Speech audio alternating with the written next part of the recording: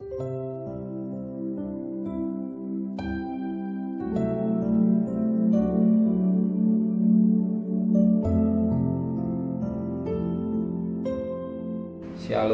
pagi. Mari sama-sama dudukkan kepala, pejamkan mata sejenak. Pagi yang cerah yang Kau berikan dalam hidup ini, patut kami berterima kasih pada Bapa di surga, semua karena kasih karunia-Mu yang Kau berikan hidup kami. Pagi ini kami adakan mesbah keluarga, mesbah pribadi. Kami mulai naikkan pujian kepada Bapa di surga, dan kami rindu juga untuk mendengarkan renungan firman-Mu. Roh Kudus menyucikan hati dan pikiran kami, sehingga firman-Mu menjadi berkat buat kami, dan kami juga boleh naikkan doa syafaat kepada Tuhan. Haleluya, amin. Shalom, pagi, mari sama-sama kita akan membuka firman Tuhan Matius pasal yang ke-16. Matius pasal 16 ayat pertama sampai ayat yang keempat. Matius pasal 16 ayat pertama sampai ayat 4. Orang Farisi dan Saduki meminta tanda.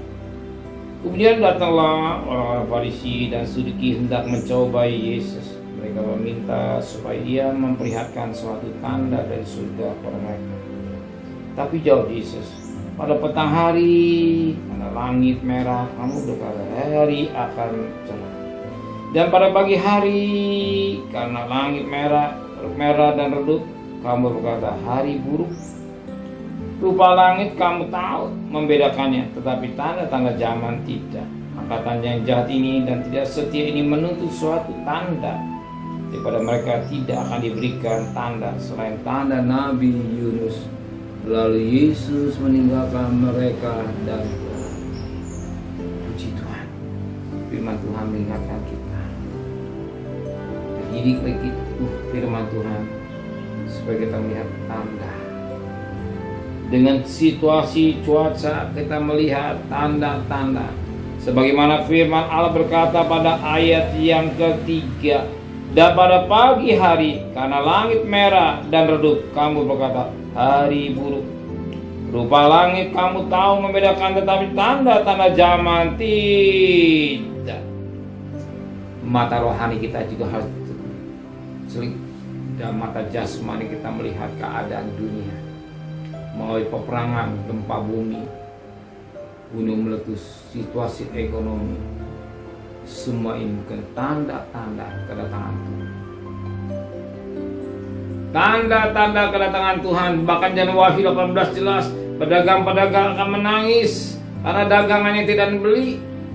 Sekarang kita lihat berapa banyak pedagang menangis karena tidak ada yang membeli, sepi usahanya.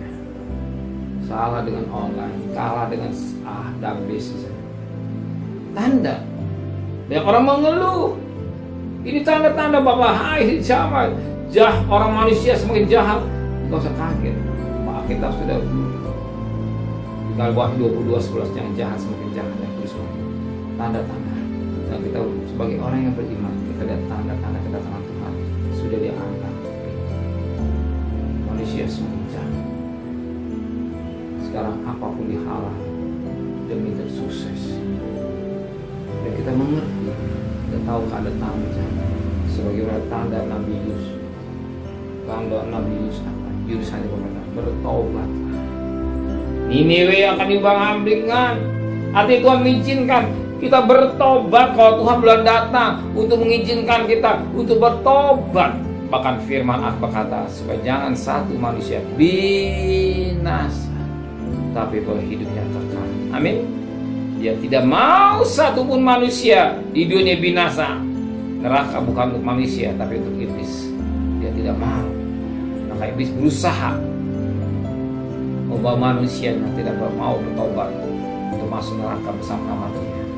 Kita mau mendengar firman Allah, melihat tanda zaman, kita memperhatikan pakaian hidup kita dengan baik, supaya hidup kita ini boleh berkenan pada Tuhan.